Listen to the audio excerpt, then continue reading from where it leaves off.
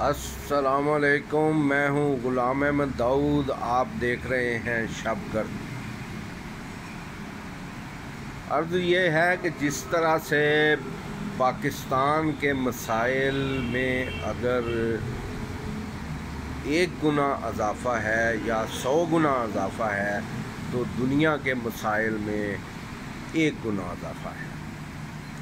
اور یہ کوئی کہے کہ دنیا کے مسائل میں اضافہ، باقی دنیا جو ہے بڑے سکون سے ہے اور بڑی بہترین زندگی گزار رہی ہے، تو یہ اس کی خوش فہمی ہے۔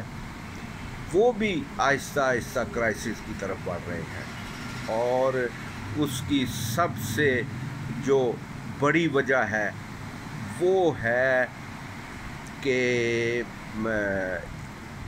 سب سے بڑی وجہ جو ہے وہ تو اسلحہ کی خریداری اور عسکری اخراجات ہیں۔ یہ تو ہو گئی سب سے بڑی وجہ۔ اور دوسری وجہ جو ہے وہ ہے تعصبات، کہ تعصبات میں دن رات اضافہ ہو رہا ہے۔ مذہبی تعصبات کی کئی قسمیں ہیں، یہ نہیں کہ ایک ہی قسم ہوتی ہے، یا مذہبی تعصب بھی ہوتا ہے۔ مذہبی لوگوں کو خام خواہ لوگ بدنام کرتے ہیں اور کہتے ہیں کہ یہ مذہبی فساد کی جڑ ہے، تو یہ بات نہیں ہے۔ تعصبات جو ہیں امیر اور غریب کے درمیان بھی تعصب ہے، اور ان پڑھ اور پڑھے لکھے کے درمیان بھی تعصب ہے۔ حالانکہ جہالت جو ہے وہ نہ کسی کی میراث ہے، اور نہ ہی جہالت جو ہے وہ کسی پر اس کا ٹھپا ہے۔ ایک بکریاں چرانے والا آدمی بھی دانشور ہو سکتا ہے، ایک جو بھیڑ بکریاں چراتا ہے وہ بھی دانشور ہو سکتا ہے، اور ایک PhD کیا ہوا آدمی جو ہے وہ بھی جاہل ہو سکتا ہے۔ اس میں یہ 2 باتیں جو ہیں یہ بالکل مشترک ہیں، اور ہر آدمی جو ہے وہ جاہل بھی ہوتا ہے اور دانشور بھی ہوتا ہے۔ اب کوئی مجھے کہے یار یہ گاڑی کا ٹائر بیٹھ گیا، اس کو پنچر لگانا ہے، تو میں اس بارے میں جاہل ہی ہوں۔ یعنی یہ ایک مثال دی ہے۔ تو جو ہے وہ ہر آدمی جو ہے وہ جاہل ہے۔ ایک چرواہا ہے نا، 100 بکریاں ہیں اس کی ایک بکری واپسی پر کم ہو جائے نا، اس کو پتہ چل جاتا ہے کہ یار فلانی بکری جو ہے نا وہ کم ہے، وہ نہیں ہے۔ اور وہ جنگل میں اس کی بکری اگر کوئی بچہ دیتی ہے تو وہ اس کو سنبھال لیتا ہے، اس کو وہ لے آتا ہے، اور اس کا ویٹنری ڈاکٹر بھی ہے، اس کو وہ سارے وہ جو ہے نا لوازمات وہ اس کو ٹھیک ٹھاک کر کے وہ لے آتا ہے۔ اب وہاں وہ تو پورا دانشور ہے، اور اچھا وہی ہے چرواہا، لیکن اس بکریاں چرانے والے میں بھی جاہل ہوں گے، یہ نہیں کہ نہیں ہوں گے۔ اسی طرح سے ہمارے اکانومسٹ جو ہیں یہ بھی جاہل ہو سکتے ہیں، اور اسی طرح سے مذہبی لوگ بھی جاہل ہو سکتے ہیں۔ بے شک جتنے مرضی انہوں نے تفسیریں پڑھی ہوں، جو مرضی پڑھا ہو، جتنی مرضی زبانیں جانتے ہوں، لیکن وہ جاہل ہو سکتے ہیں، اس میں کوئی شک نہیں۔ اور جہالت پیدا ہوتی ہے تعصبات سے، تو تعصبات کو ختم کریں گے، خواہ یہ ملٹری عسکری تعصب ہو، غریب امیر کا تعصب ہو، خطے کا تعصب ہو۔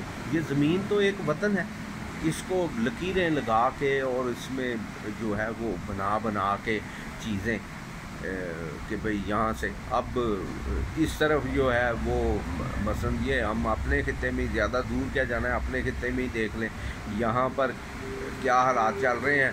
اور میں جس جگہ پہ بیٹھا ہوں یہاں سے 40-50 کلومیٹر پہ جو ہے نا وہ قیمتیں کم ہو جاتی ہیں، آدھی ہو جاتی ہیں ہر چیز کی قیمتیں۔ جہاں پر یا لاہور میں بیٹھا ہوں 50 کلومیٹر کے فاصلے پہ قیمتیں آدھی بھی نہیں رہ جاتی، اور ہمارا روپیہ جو ہے وہ وہاں پہ 3 روپے لے کے جائیں نا تو 1 روپیہ ملتا ہے کسی طرف۔